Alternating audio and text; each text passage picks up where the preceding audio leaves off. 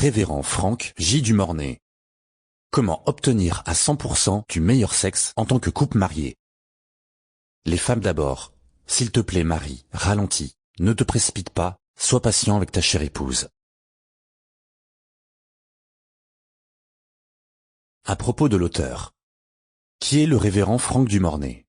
Il est né dans une famille chrétienne, premier garçon après 3 sœurs aînées. Son père était pasteur et enseignant. Sa mère était une fervente servante du Seigneur. Elle avait l'habitude d'encourager ses enfants à lire la Bible et elle leur versait même de l'argent pour qu'ils lisent la Bible, car elle connaissait le pouvoir de la parole de Dieu de changer la vie de chacun dans n'importe quelle situation. En un mot, elle veut que ses enfants deviennent de meilleures personnes. Dieu merci, ils ne se sont jamais éloignés de la parole de Dieu et l'Église. Dans toute la famille, Dieu a accordé une ferveur spéciale au pasteur Franck et l'a choisi. C'est pourquoi il est particulièrement bienheureux et passionné à l'idée de servir le Seigneur. Dieu ne lui a jamais été infidèle, mais lui l'a été. En ce moment, il dirige une église en tant que pasteur. Dieu est merveilleux pour lui et toute sa famille. En tant qu'être humain, chrétien et pasteur, il est impossible au pasteur Dumornay de regarder de la pornographie. Ce n'est pas bon pour l'âme, et cela fait que le chrétien se sent et a l'air très sale face à notre Dieu saint, et parfois il n'a pas envie de prier. C'est une déconnexion.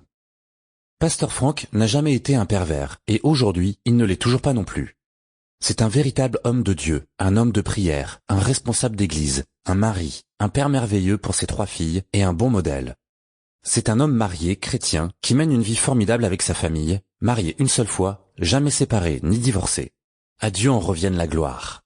C'est donc cet homme béni que Dieu veut former les couples et les enseigner en utilisant ses connaissances et son expérience. Comment obtenir à 100% du meilleur sexe en tant que couple marié explique clairement au chapitre 5 comment obtenir du vrai sexe, du super sexe. Alors préparez-vous à l'apprendre, à le suivre et à l'appliquer.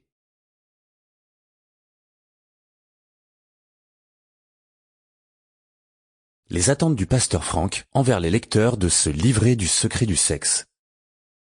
Les jeunes hommes et femmes qui vivent ensemble sans être mariés se marient rapidement tout en demandant pardon à Dieu. Les couples mariés qui rencontrent de grandes différences dans leur relation deviendront, après avoir lu ce livret, des couples adorables tout en demandant le pardon de Dieu. Les couples mariés qui envisagent de se séparer ou de divorcer redeviendront rapidement des couples charmants et décideront de rester ensemble tout en demandant pardon à Dieu. Le jeune homme et la jeune femme qui profitent du sexe sans penser à se marier un jour décideront finalement de se marier tout en demandant pardon à Dieu. Les jeunes hommes et femmes qui vivent ensemble sans être mariés. Les jeunes et vieux couples qui ont de grandes différences dans leur relation auront un mariage plus fort en demandant pardon à Dieu et en l'acceptant comme leur sauveur personnel. L'objectif principal de mon livret sur le secret du sexe est de former et d'enseigner à tous les couples mariés avec qui je peux être en contact, à s'aimer les uns les autres, mariés et femmes, et surtout à prouver et partager leur amour comme Dieu a prouvé et partagé son amour à chaque être humain. Mais Dieu nous a témoigné son amour en ce que, lorsque nous étions encore pécheurs, Christ est mort pour nous. Romains chapitre 5 verset 8 et dans Jean chapitre 3 verset 16, car Dieu a tant aimé le monde qu'il a donné son Fils unique afin que quiconque croit en lui ne périsse pas mais ait la vie éternelle. Jésus vient bientôt, êtes-vous prêts?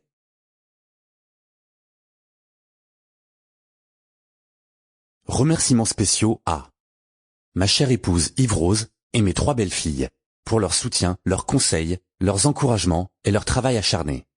Mon frère dans le Seigneur, Rodolphe Pierce, et ma sœur dans le Seigneur, Jeanne Lourde d'Aurelus, pour leur soutien, leurs conseils et leurs encouragements. Mon ancien prof et mentor, Anthony Chérubin, pour son soutien, ses conseils et ses encouragements.